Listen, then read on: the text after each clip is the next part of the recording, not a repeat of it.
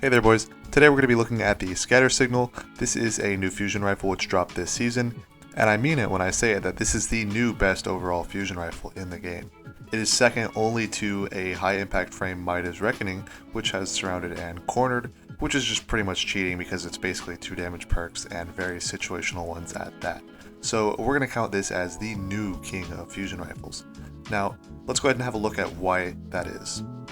Now let's go ahead and have a look at the god roll here. You can see that I have it crafted. I just got it today. I've been grinding for it since the season started and I was planning to make a video on it ever since then, but I wasn't able to get it until now. So you can see we have overflow and controlled burst here, both enhanced for different reasons. Overflow being enhanced actually increases the amount that it overflows the magazine, so this is an important one to have overflowed. And controlled burst gives you more time between shots if you miss or you need to switch targets or anything like that. It's actually relatively useful, although it is just ease of use and certainly not needed if you're just sitting there hammering a boss. Other than that, we have the normal fusion rifle stuff. We have a charge time masterwork, you can't see that here. We also have accelerated coils, and I chose to use arrowhead break just because it gives us handling, which is pretty much the only stat that really boosts this thing. You could put hammer forged for range if you wanted to, but it only adds like half a meter, so I didn't really want to bother. So I just went with arrowhead break. Gives us more recoil direction to hit shots on the smaller targets more consistently, and of course the handling bump is very nice as well. Now the first thing a lot of people are going to ask immediately is, well, how does it compare to the Aramite and the Nox Perennial, which we both got last season as very good high impact fusion rifles? And well, it basically has a pretty significant bump in how fast it does its damage, but it has slightly less total damage to compensate, which is pretty much what we all expected.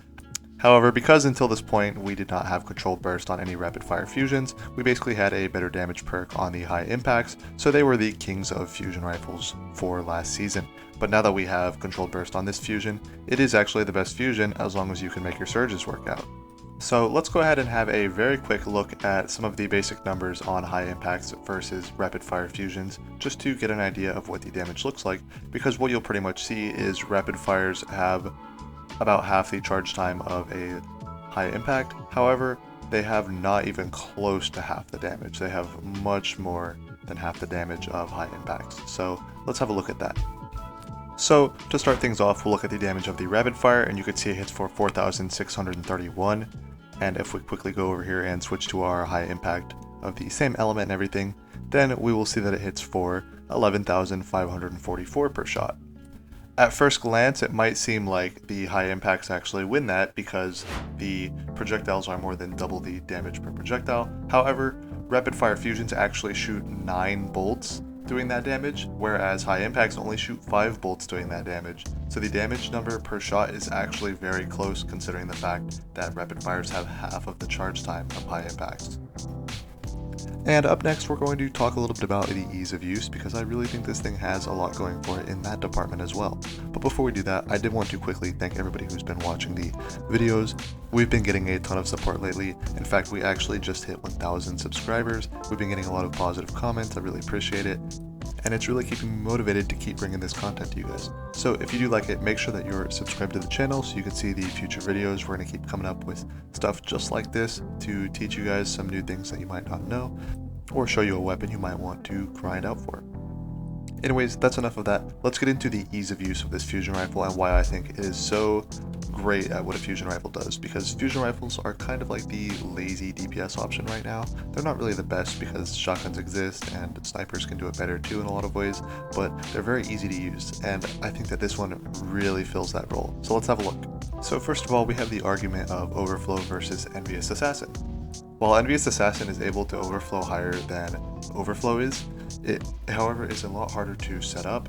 It's still not particularly difficult, but you do have to go and get kills, and it takes effort, and if you want it to really get the maximum value, you have to do the whole thing where you like switch right before it's at the normal amount, and then put it away, and then kill a bunch of stuff, and get it to the real bugged increased amount that we have right now.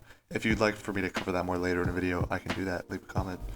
And Overflow just requires you to pick up an ammo brick of any kind. It can be heavy or special, and you'll get 120% of your magazine added to the base max. You also don't have to worry about manually reloading after you use up all your ammo with Overflow, whereas Envious you would need to do that to get the maximum overflow. So Overflow is just much more convenient. And the other thing is going to be the forgiveness and the swappability of rapid fire fusions. If you miss a shot with a rapid fire fusion, or even just one bolt, you won't be proccing controlled burst, which is going to slow down your fire rate, and of course, take away your damage for one shot, but since you're firing more shots, this is less impactful to your overall damage.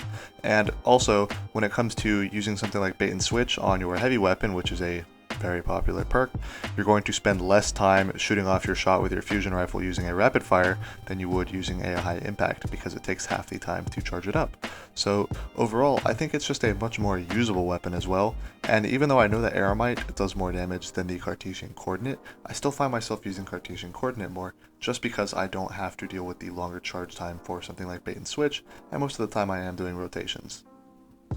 So now that we're familiar with the weapon itself, let's look at some loadouts that make good use of it. So this weapon is a Strand Surge, which obviously doesn't match with Apex Predator, which is typically the best weapon for most cases for DPS. So what do we use it with? And the two big weapons that I absolutely love for it are actually going to be Corax's Distress and the Cataphract from Trials. Both of these are Strand grenade launchers with absolutely cracked exclusive perks on them. And while we do have the Semiotician, the rocket launcher from the season last season, I really don't recommend using that. It doesn't have the greatest perks, and it's not a good frame, and it's definitely going to just be outdone by the grenade launchers unless you have Galley. Now, in content from this season and the last especially, these grenade launchers are actually being given a huge chance to shine. While the best strat is still going to be rockets for this encounter on a full team doing the dungeon, you actually are typically better off using the grenade launcher in a solo where you don't have as much resources to focus into your DPS because you need to stay alive. Grenade launchers have exceedingly high DPS and require almost no investment to get it because of having perk combos like Envious Assassin and Surrounded, or Envious Assassin and Bait and Switch. You end up not needing any sort of reload assistance, whereas if you're using a rocket launcher, you really need to devote your exotic or your build to reloading the rocket launcher quickly to get the most damage out of it. And since obviously you're going to be using your heavy weapon as your primary choice for DPS and using this to complement it, so to speak, being a rapid fire frame really helps with that. Whereas on the high impact frames, they're more of the main character where you want to be using them the entire time.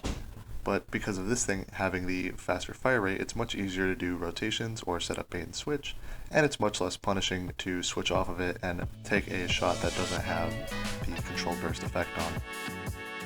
Now, an important thing to note is that if you are going to be using a non-strand heavy weapon like Apex or anything like that, you are better off matching your Surge with another fusion rifle. If you have Cartesian Coordinate, I definitely recommend using that with Apex. It is a great choice. It does only have Vorpal instead of Controlled Burst, which is less damage individually than the Scattered Signal. However, because it's going to be matching Surges with your Apex Predator, it will overall do more damage just by a little bit. However, in any situation where you're not using Surge mods, or you're in a situation where you just don't need to match them for whatever reason, the Scattered Signal is going to be the better fusion rifle independently. I see a lot of people using Riptide with Chill Clip as their secondary weapon when they're doing something like Gjallarhorn or Tractor Cannon, or really just as their go-to like DPS special weapon. This is not a good practice. Chill Clip doesn't really add much DPS to what you're doing, and Riptide is actually able to roll Vorpal, which is a much better perk for DPS. So if you're not able to get this fusion rifle and you want to have a good kinetic slot fusion rifle still, pick up Riptide but get Vorpal weapon or something else. Don't use Chill Clip, it doesn't increase damage. In fact, Chill Clip was actually proven to reduce the team's damage to chunking overall a couple of seasons back, so I really recommend not using Chill Clip. Even if you have it and you have a secondary perk option that does nothing, take that. That being said, I could say with great certainty that Strand overall as a weapon element is definitely more relevant than Stasis is right now. Our Strand weapons are definitely stronger than our Stasis ones. Stasis, you pretty much only have the Cold Comfort, which is obviously a great choice, but Strand has a lot more variety with the two grenade launchers.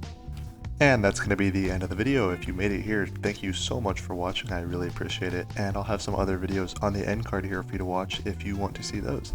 Anyway, I hope to see you in the next one. Bye bye.